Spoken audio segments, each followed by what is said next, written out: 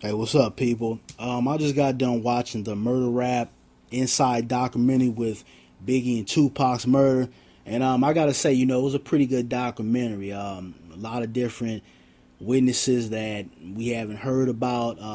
Showed a lot of different moving pieces within the two cases and how they could potentially relate to each other. And there was a guy in the documentary by the name of Keefe D, I believe, and he was a Crip affiliate, and he alluded to the fact that Puffy basically sent out the word and saying, "Yo, I got $1 million for whoever takes out Tupac," and he went amongst other police officers and the FBI and et cetera, and basically gave off the information because he was in detriment of facing a very lengthy life sentence in jail, and he also had some family members that could potentially serve some time. So he said, you know what, I'm gonna come out here and I'm gonna give this information basically to protect his ass.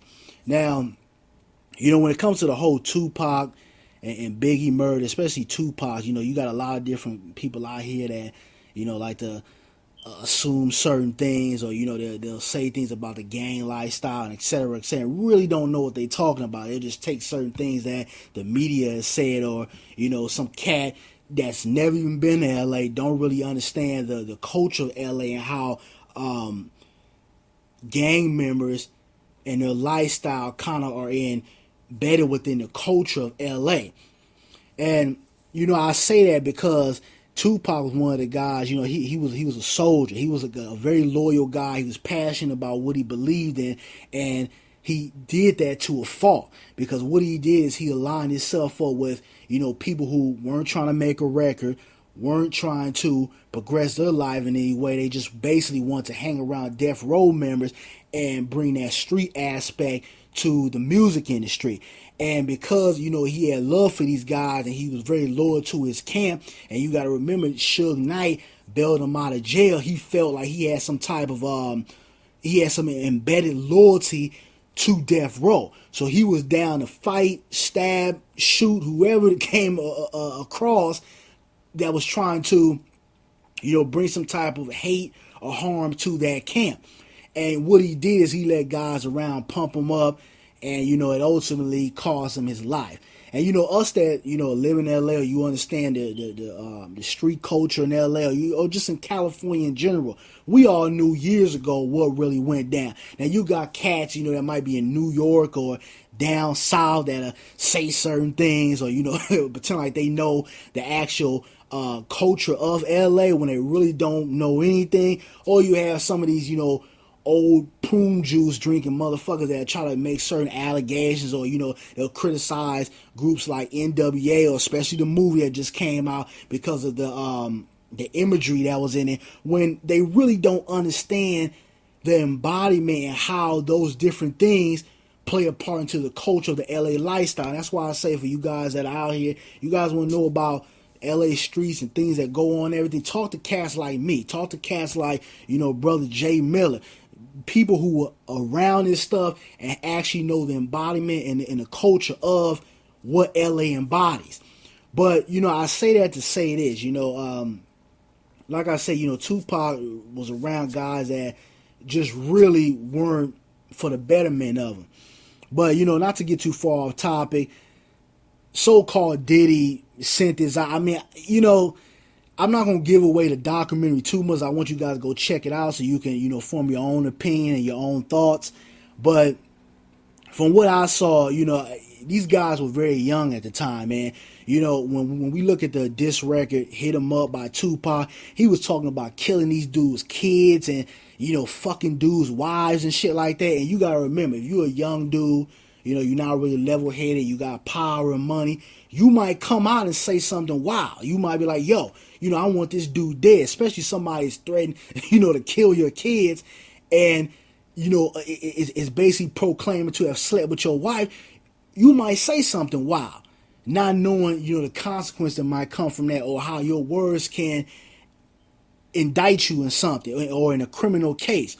So, me personally, do I think that Diddy sent the word out to kill Tupac? No. I think that, Tupac made a bad mistake by jumping one of the Crips in LA, not in LA, but in Vegas.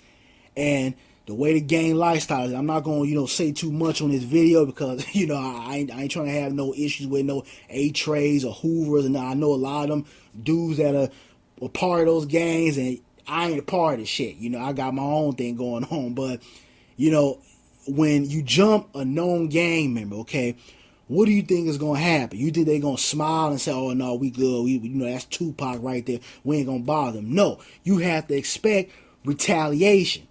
And that's exactly what they did. Now, whether Diddy, sent that out or whatever, my personal opinion, no. I think, he might have uttered some words like, yo, I want this dude's head in the time of a heated moment. But you can't really indict Diddy for anything because there's no strong evidence that this really took place. Now, they had him on, audio saying something or video, or you had more than 3 or 4 witnesses that are credible, because there was a witness within the documentary. When if you guys check it out, there was a witness in there that really wasn't too credible. The dude kept saying different things, and 1 minute he was telling the truth, 1 minute he wasn't telling the truth. So he's not really credible. The only guy that was really credible to this was Keefe D, and they don't really have any strong evidence to really go after Diddy. I'm not saying that he didn't put the word out, but I'm saying there's not enough evidence to really bring a strong case towards Diddy. But I just, all in all, it's sad. I think Biggie's case was more of a, more of something that was more of a conspiracy type of outlook, because the cops really just didn't give a damn. Both of these murders, they really didn't give it, but they really didn't care about Diddy's case. And to this day, the LAPD, we all know, LAPD is crooked as hell.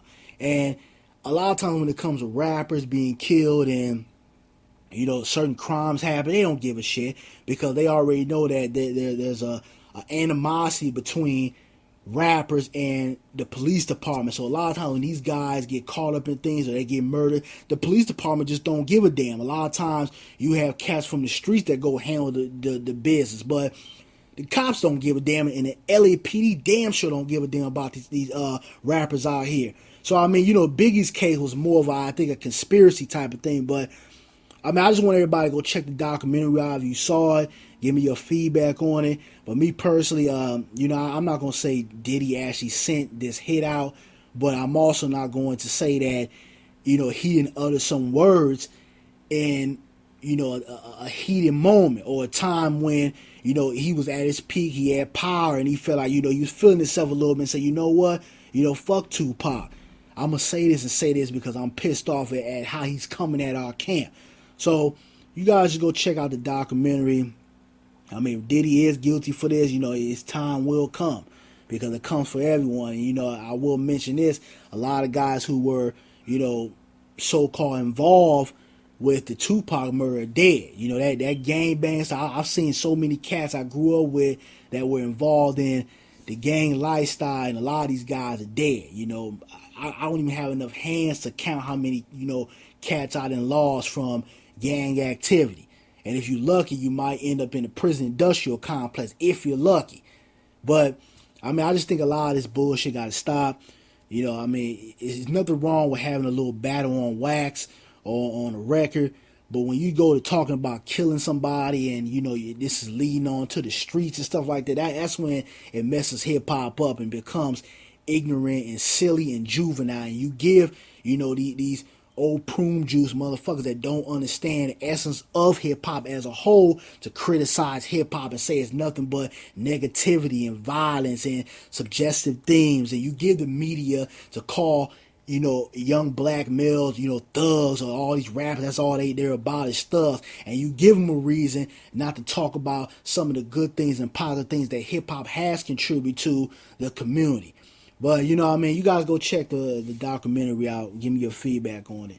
I'm out. Peace.